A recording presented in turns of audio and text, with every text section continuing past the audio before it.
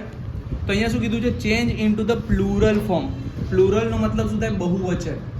તો અહીંયા start like the boys are, તો બોયઝ નું થઈ જશે બોયઝ, ઇઝ નું થઈ જશે are eating a mango. The girl નું થઈ જશે ગર્લ્સ, ઇઝ નું થઈ જશે આર. કટિંગ, હવે અહીંયા જો મેંગો ની જગ્યાએ શું આવશે? અહીંયા ઓ નીકળી જશે, મેંગોસ થઈ જશે.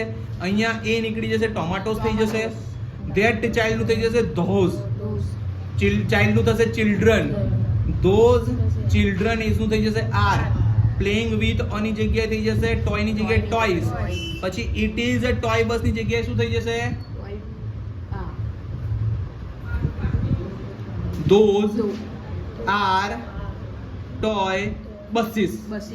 બરાબર?